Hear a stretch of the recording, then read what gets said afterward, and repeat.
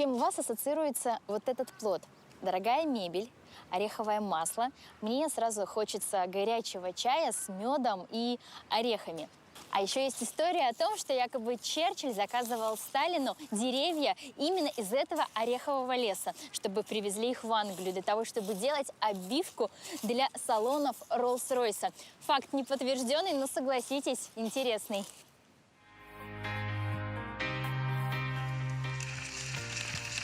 Мам, не страшно? Чуть-чуть страшно. Это как казинак, такой большой. Чем деревья старше, тем его плоды вкуснее.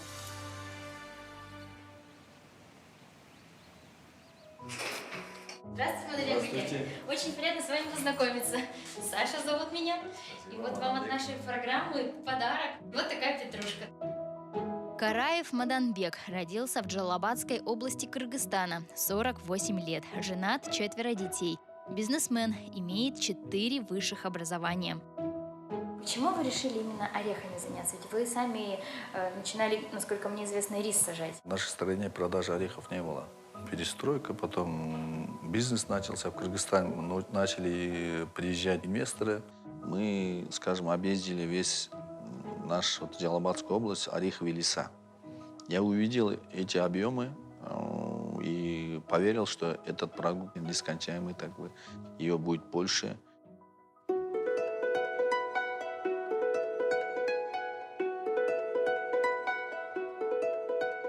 Вот я и приехала в те самые леса Арслан-Баба, где и растут орехи. Вот они.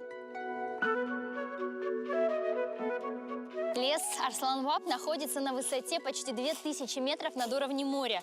И вот все деревья, которые здесь нас окружают, они реликтовые, то есть очень древние. Есть легенда, что Александр Македонский бывал в этих лесах. Именно отсюда он взял орешины, которые привез затем в Грецию. После чего эти деревья стали называться грецкими, а фактически они кыргызские. Здравствуйте! Здравствуйте. Фух, как вы сюда с детьми поднимаетесь? Легко. А кто там на дереве сидит? А как его зовут? Акылбек. Акылбек. Акылбек, вам не страшно? Чуть-чуть страшно. Это вы, ох ты! Ого, вот это урожай!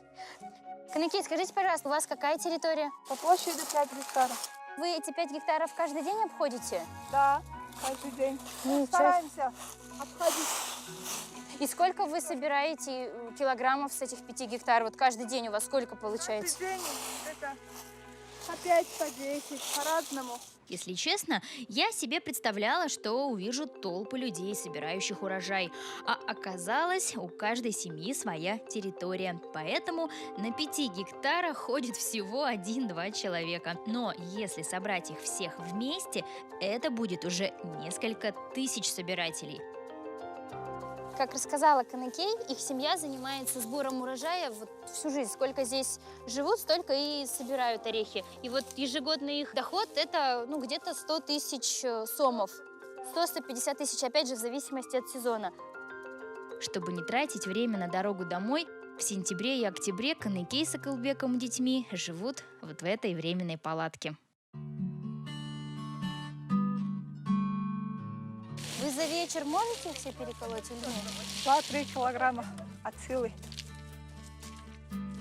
Вечерами колем, днем собираем. А курицы? Курицы тоже любят орехи, что ли? Серьезно? Никогда не думала. Вот они дерутся уже, да? Если им сейчас кинуть, они что будут есть? Можно проверить? Ну-ка. О! Вот это да! Знают, губа не дура. Вот так проходят вечера этих людей. Они выглядят счастливыми. Наверное, не случайно ученые выяснили, что люди, ежедневно употребляющие орехи, меньше подвержены депрессии. Так что смотрите, учитесь и ешьте. А потом, кто дальше с этими орехами? Куда вы их ведете? Где продаете? Базар-Кургон, район Алпараус. В Базар-Кургон везем. Там есть оптовый ореховый рынок.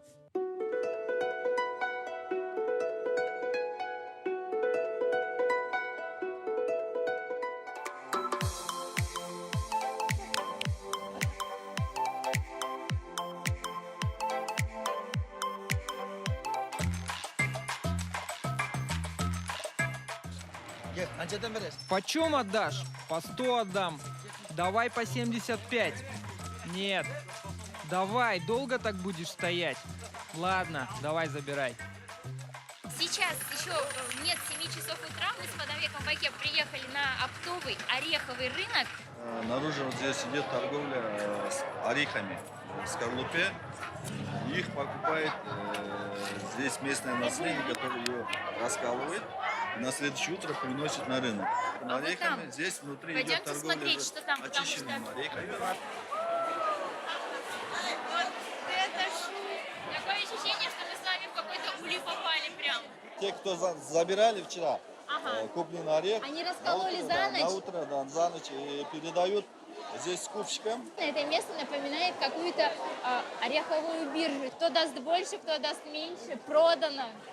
Сейчас начинается перепродажа, там уже будет ясно, нам покупать сегодня или не покупать. От И- чего зависит эта цена? Почему она сегодня может быть высокая? Ну, а от спроса в день заходит 10 человек, в день заходит там 20 человек. Я все равно не понимаю логики. Зачем нужен перекупщик? Каждый занимается своим делом. Просто им заказываем, что мы сегодня покупаем определенное количество, они набирают, нам перепродают. Этот процесс уже устоявший. Просто Восток дело тонкое. Это на самом деле так, да?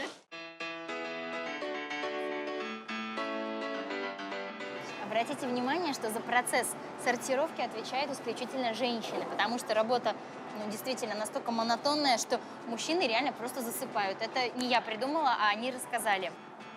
Так вот, одна девушка, сидящая со мной по соседству, в день перебирает до 120 килограммов орехов.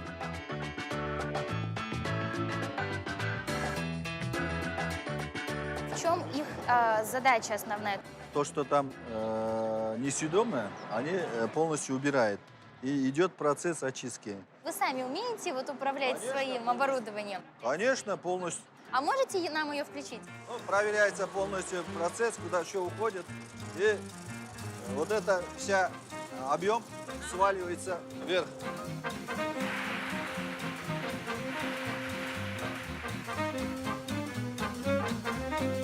Он действительно умеет, разбирается.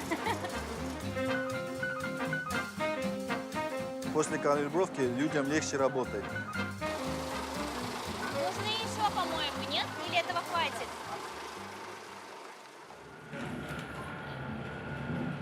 Мы до сих пор за 20 лет продаем орехи сырьем. Но нужно ее более расширенно обработать. Можешь сделать шоколад в орехи.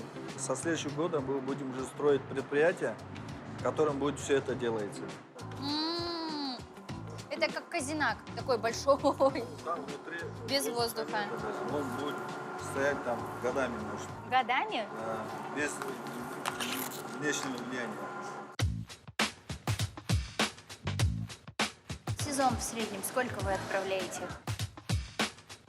Ну, это зависит от хорошего урожая и предложения. Бывает 400 тонн за сезон.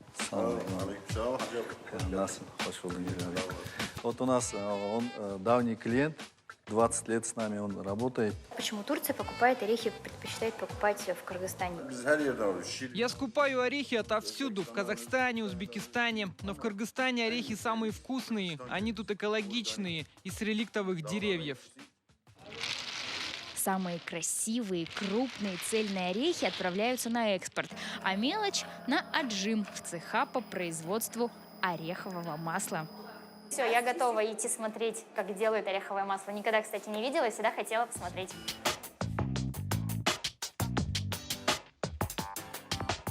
А кто-то говорит, что похоже на оливковое, но вот я нюхаю, это совершенно что-то другое, но вкус очень насыщенный.